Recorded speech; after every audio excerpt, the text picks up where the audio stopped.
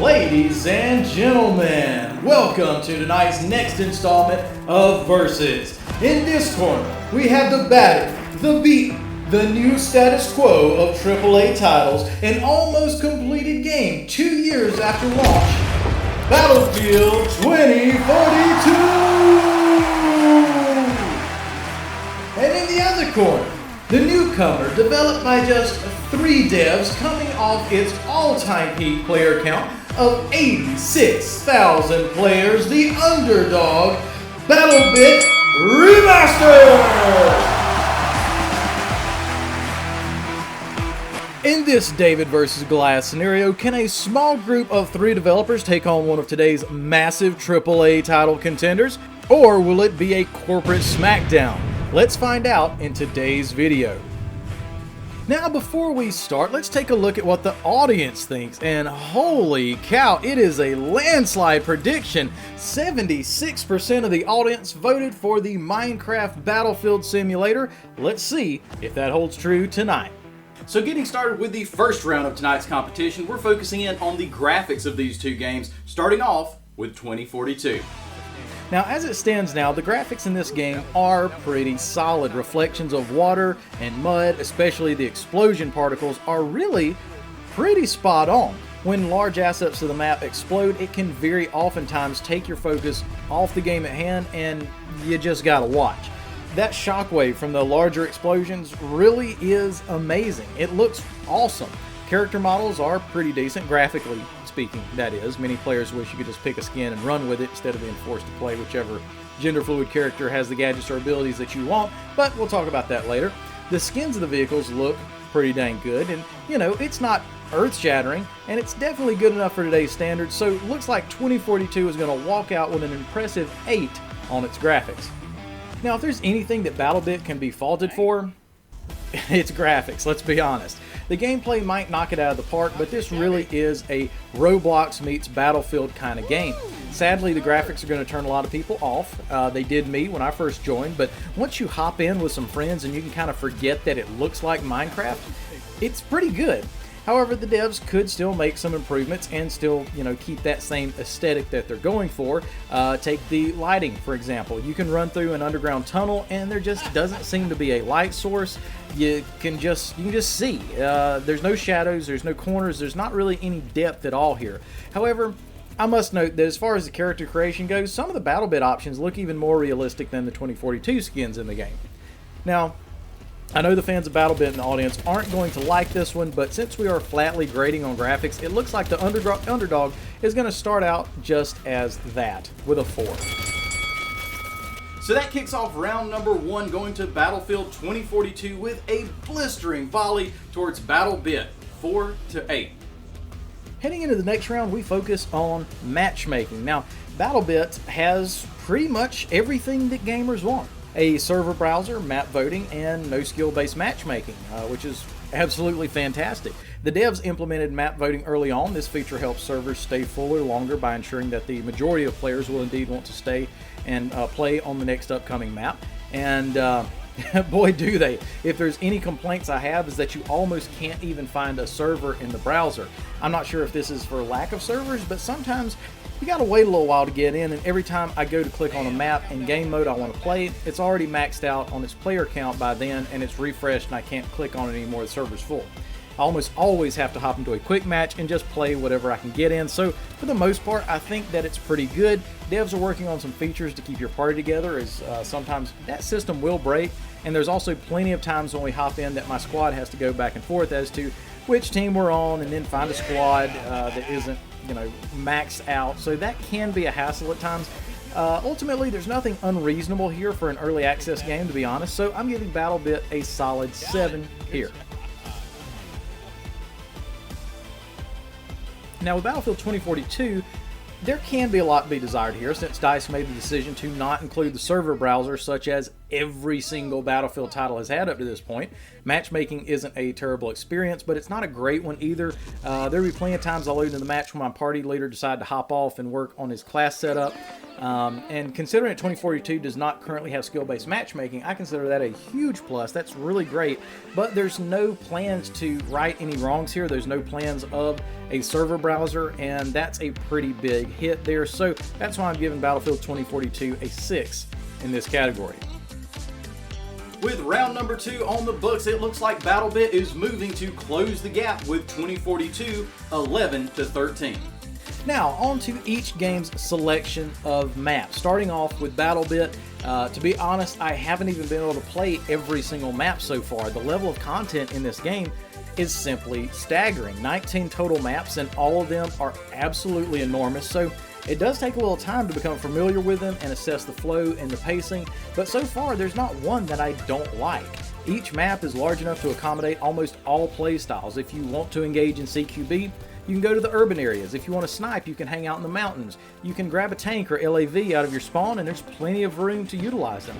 Now, opposingly, it seems like the 2042 maps do well in offering a lot of varying gameplay styles, but there may only be one area of the map that accommodates said playstyle that you're wanting to engage in, and then the rest of the map follows kind of the overall meta of long range or CQB or just focuses on vehicles or what have you. With Battlebit, there's several towns, there's several cities, mountain ranges, plains, woods, everything. And due to the scale of some of these maps, you get to pick from several different locations, especially depending on where the fighting happens to take place. From snow to jungle to desert, there is nothing lacking in Battlebit's map offerings.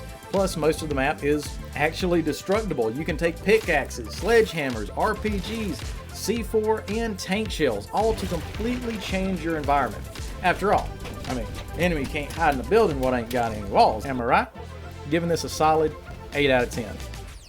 Battlefield 2042, well, I have to say they've come out with a few since my last Versus series, and they're decent maps, but it's just a little too late, and only releasing one map per season seems kind of lackluster to me. I'm pretty sure the total stands at 12 maps compared to the 19 maps that Battlebit has, so you can end up fatiguing from 2042 decently quick, having to play some maps over and over and over again. Now, that being said, DICE has spent a lot of resources towards fixing the maps they introed at launch instead of making new ones, which is kind of a problem, but it's not our problem. If the maps had been made properly to begin with, maybe we'd have 2 or 3 more maps by now, or even more than that if they didn't have to implement legacy features that everyone wanted at launch. So, sadly, DICE has been doing a decent job, but they've been playing catch-up for pretty much the entire game's life cycle of 2 years from launch. But they've added a lot of cover, they've made them look more immersive for the story they're going for, and in most cases, they've done all right.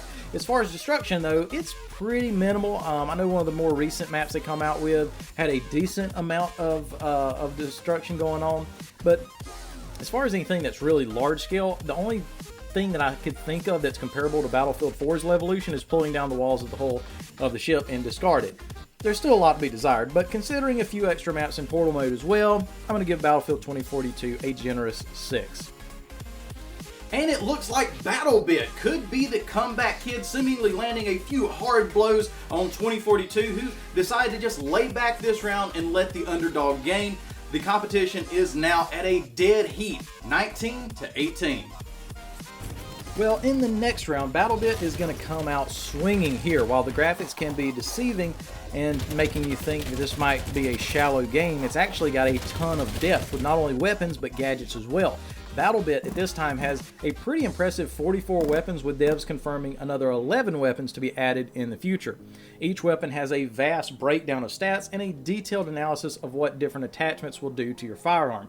After you dive into not only the weapons, but the modifications and the attachments here, you really start to understand the depth and immersion that Battlebit has to offer. It is a massive variety and offers it to where the meta is a little bit more confusing and you don't have people running around with the exact same gun all the time.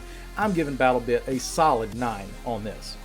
Now, 2042 launched with a measly 22 weapons, but over time, just like everything else in the game, the devs have added on classic favorites like the M416, ACWR, the M14, MTAR, etc., and most of them pretty much sucked to begin with, but since then they've gone to work buffing them again and adding options for customization, for more attachments, for more customization as far as the aesthetics of the weapon.